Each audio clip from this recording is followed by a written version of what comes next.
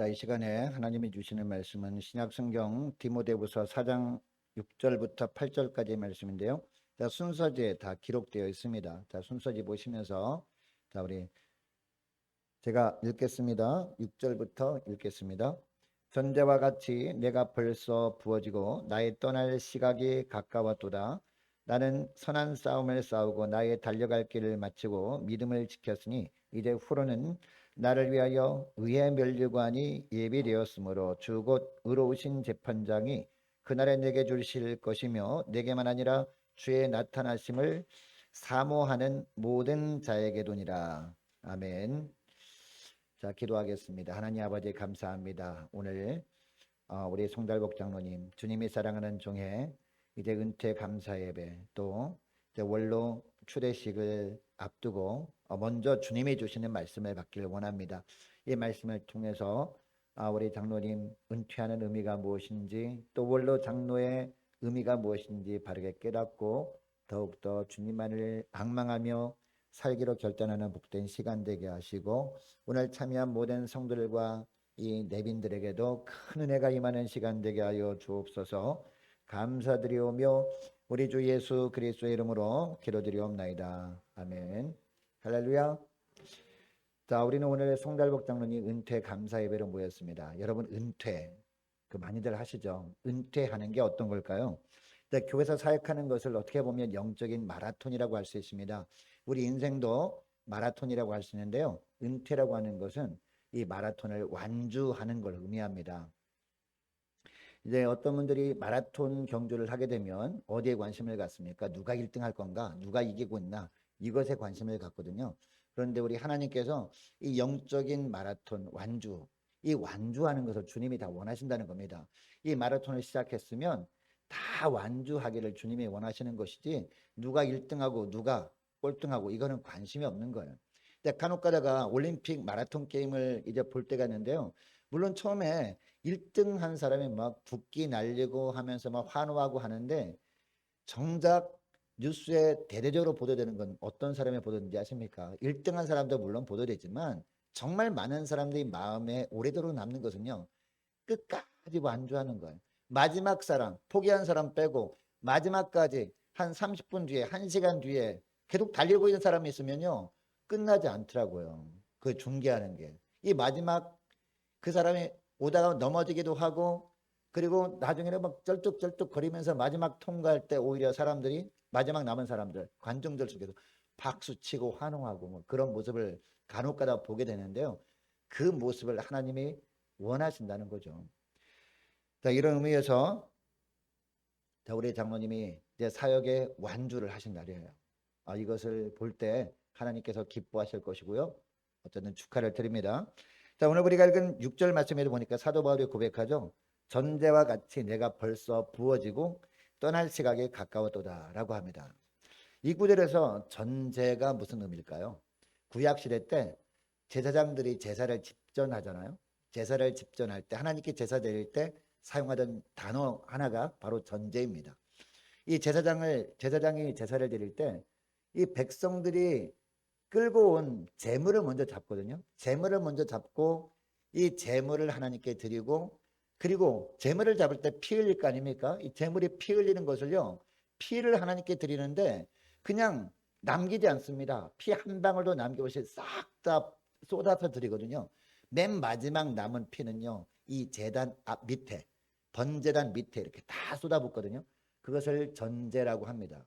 그리고 뿐만 아니라 이 하나님께 어떤 제사를 드릴 때 거기에 무슨 떡상에 떡도 있고 하잖아요. 또 거기에 또 기름 부어서 우리 하나님께 드린단 말이죠. 기름을 부을 때 마지막 남은 한 방울까지 다 쏟아붓는 것을 바로 전제라고 합니다. 자, 그러니까 이 말은 사도 바울이 어떤 고백을 하는 것이냐, 자신이 사도로서 사역을 한 것이요, 하나님께 산제물로 드려진 것이다 라고 의식을 한 겁니다. 이 산제물로 드려졌는데 자기가 젖먹던 힘까지 다 동원해서 땀방울 하나까지도 남김없이 다 하나님께 드려놓으라, 이런 고백을 하고 있다는 겁니다. 그래서 전제와 같이 자신이 힘을 다해서 하나님께 다 쏟아 부었던 지난날의 사역이었다, 이런 고백을 하고 있는 것이죠. 그리고 7절을 보니까 나는 선한 싸움을 싸우고 나의 달려갈 길을 마치고, 믿음을 지켰다라고 하고 있습니다. 여러분, 바울이 사도로서의 사역을 생각해 볼 때 얼마나 파란만장했는지 모릅니다. 우리가 이 바울 서신만 보더라도요, 대충 짐작할 수 있는데 사도 바울이 바울 서신에 이렇게 쓸 정도면 실제로는 얼마나 파란만장한 삶을 살았는지 알 수가 있어요. 때로는 자신 힘으로는 감당할 수 없을 때가 있어요. 그리고 때로는 믿었던 사람한테 배신을 당할 수도 있었습니다. 그리고 어떨 땐 너무나 지쳤습니다. 병이 들 때도 있었습니다. 심지어 나는 정말 하나님 앞에서 바르게 살았는데 사람들에게 오해를 받을 때가 있어요. 당신이 무슨 사도냐? 라고 하면서 오히려 인정받지 못할 때는 어떤 마음이 들었을까? 너무나 낙심이 들었을 겁니다. 주저앉아 있고 싶었을 겁니다. 그러나 그때마다 힘이 바닥났을 때 그때마다 하나님께서 신비한 은혜를 베풀어 주셔서 이 사도 직분을 잘 끝까지 완주할 수 있었다라는 것이죠. 이 장로님도 처음 장로 장립 받을 때 한번 떠올려 보시기 바랍니다. 이 장로 장립 받기 전에 가장 먼저 1년직인 서리집사부터 되지 않습니까? 1년직 서리집사로 충성을 다하다 보니까 또 항존직인 안수집사로 또 장립받게 되었고, 안수집사로 충성을 하다 보니까 또 하나님께서 이쁘게 보셔서 장로 장립도 받게 하시지 않았습니까? 이 장로 장립을 딱 받을 때요, 대부분의 이 장로 장립을 받은 분들 느끼는 게 뭡니까? 아내가 감당할 수 있을까? 내가 볼 때 내가 생각해도 내가 너무나 부족한 게 너무나 많은데 어떻게 이 거룩한 직분을 감당할 수 있을까? 두렵기도 하고 감당하지 못할 것처럼 생각되기도 합니다. 그럼에도 불구하고 믿음으로 받았더니, 물론 힘들 때도 있었죠. 돌아보면. 자, 우리 장로님 장로 장립을 받고 나서 이제 박종선 목사님 계실 때 장로 장립 받은 걸로 기억하는데 맞죠? 예. 그러다가 목사님이 또 바뀌셨잖아요. 강남 목사님으로. 강남 목사님 사역하시다가 또 제가 와서 지금까지 이렇게 목사님 세 분과 함께 협동하면서 사역을 하면서 얼마나 많은 일들이 있었습니까? 교회 출석하다가 떠나시는 분들 또 서운한 마음도 들었고, 그 교회를 떠날 때마다 혹시 나 때문에 떠난 거 아닐까? 그런 마음 왜 안 들었겠습니까? 다른 사람 보면 다 열심히 정말 친한 것 같은데 혹시 나 때문에 떠난 거 아닐까? 이런 마음이 들면서 마음이 또 아팠을 거예요. 그리고 병 들었을 때 얼마나 낙심이 들었겠습니까? 아내가 건강한 마음 충성을 다했을 텐데 다할 수 있는데 이처럼 병 들어가지고 하나님의 영광도 가리네, 이런 생각도 왜 안 들었겠습니까? 얼마 전에는 시술도 받았잖아요. 지금 심장 박동기 차고 계신 거 여러분 다 아시죠? 예.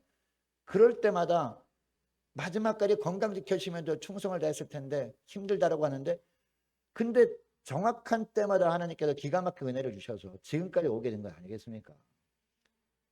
하나님께서 그때마다 책임 주셔서 직분 잘 감당하게 하셔서 주님께서 이끌어 오셔서 주님께서 주신 힘으로 완주하게 되었다는 겁니다.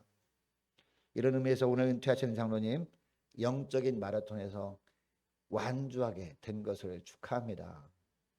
자, 그런데 오늘 장로님은요, 시무 장로로서는 은퇴하게 되었습니다. 어떤 육신적인 무엇을 하는 그 자리에서는 내려오게 됐거든요. 근데 오늘부터 장로님은 인생 후반전을 살아가기 시작해야 됩니다. 근데 그냥 은퇴 장로가 아니잖아요.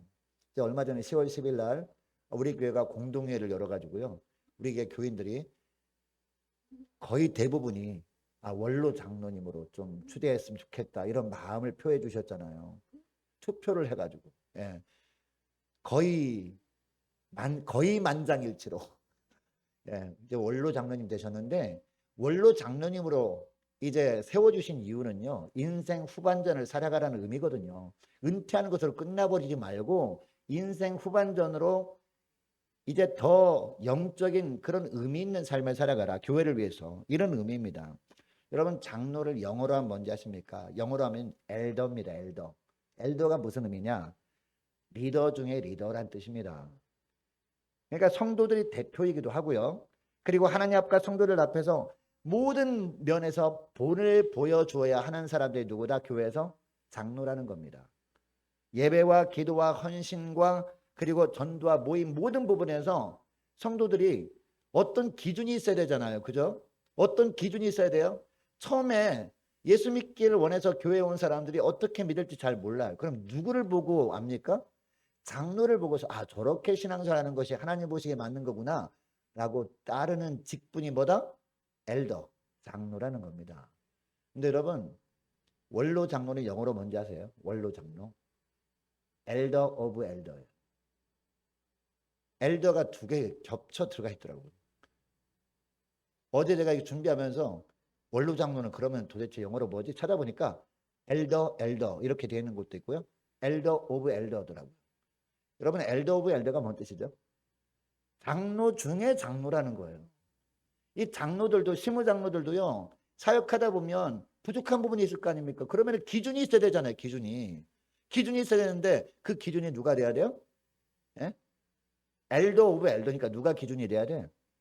원로 장로님의 기준이 돼야 된다는 거예요. 그래서 우리 장로님은 이제 제2의 인생을 살아가는 거예요. 원로 장로로서. 물론 뭐 육신적으로 뭐 이렇게 헌신하는 부분 그 자리에서 내려오지만 영적인 지주가 돼야 되는, 흔들리지 않는 지주가. 할렐루야. 이제 인생 후반전이 시작된 우리 장로님 축복합니다. 할렐루야.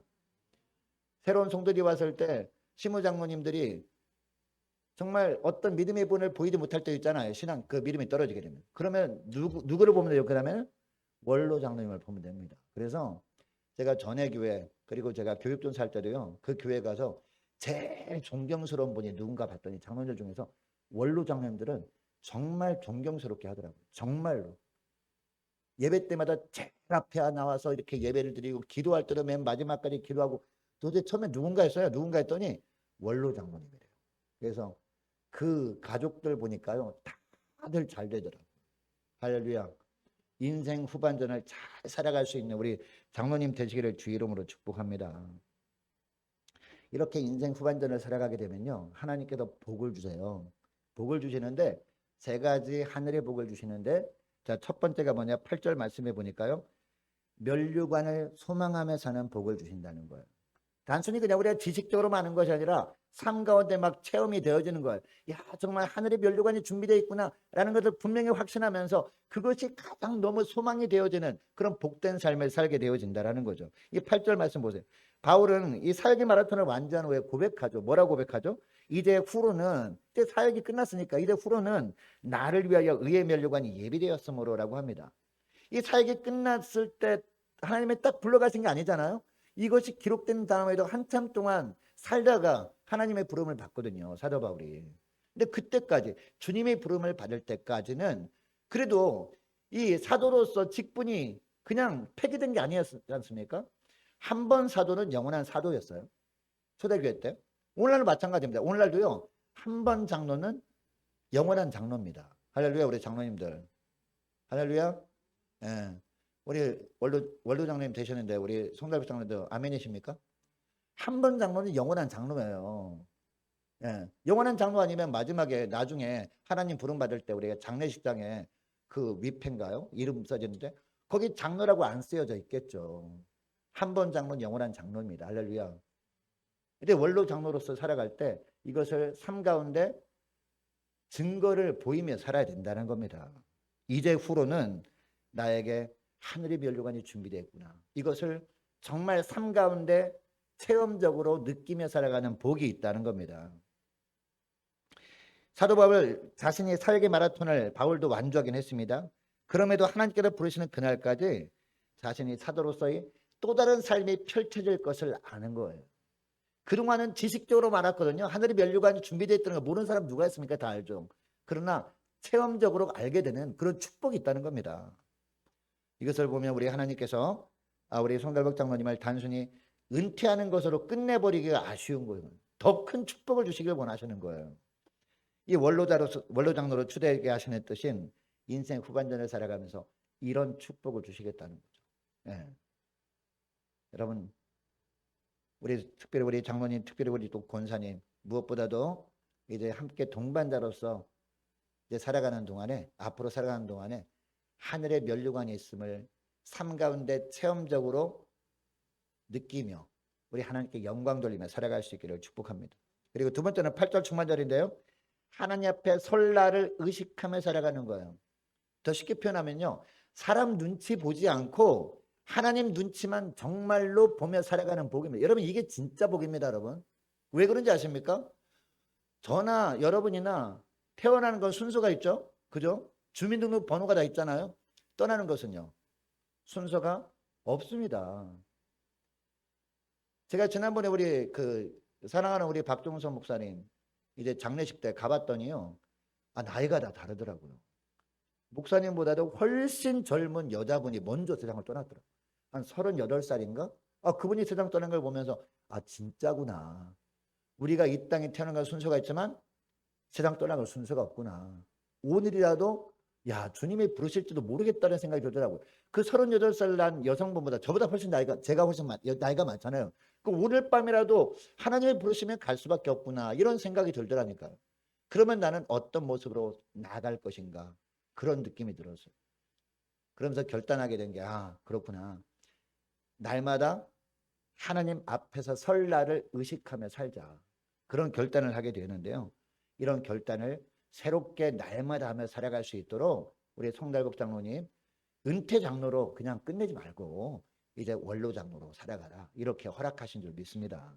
이게 8절 중반절 말씀 보시기 바랍니다. 주 곧 의로우신 그 다음에 뭐가 나와요? 재판장이 그날에 내게 주실 것이며 라고 하고 있습니다. 이 구절을 보니까 재판장이라는 단어가 나옵니다.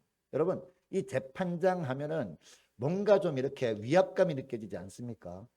우리가 간혹 가다가 어떤 잘못을 하면요. 법정에 설 날이 간혹 있을 수도 있어요. 그죠? 법정에 만약에 섰다고 생각해 보세요. 거기에 재판장이 법복을 입고 앉아 있어요. 그러면은 누구나 다 걱정이 돼요. 그죠? 두렵습니다. 어떤 법조항을 들이대면서 나를 이렇게 판결할까? 이런 생각을 하면 괜히 떨린다는 거죠. 여러분, 세상의 재판관은요, 오류가 있죠. 잘못 판단할 수 있죠. 그런데 의로우신 재판관이라고 하고 있더라고요. 오늘 본문에 보니까 의로우신 재판장, 하나님, 오류가 없는 의로우신 재판장 앞에 설 때는 얼마나 우리가 떨리겠습니까? 얼마나 우리가 경외감이 충만하겠습니까? 여러분, 의로우신 재판장 하나님 앞에 설 날이 분명히 있습니다. 이 땅에 사는 동안에 우리가 범죄한 것이 들통나지 않았기 때문에 우리가 법정에 안 서는 것뿐이죠. 제가 오전에도 말씀드렸죠. 하나님 앞에 가면요. 들통나지 않는 죄가 하나도 없다니까. 우리가 그동안 떠올리고 우리가 느꼈던 죄악보다도 거의 9배나 훨씬 더 많을 거예요. 아니 몇천 배 더 많을 거예요.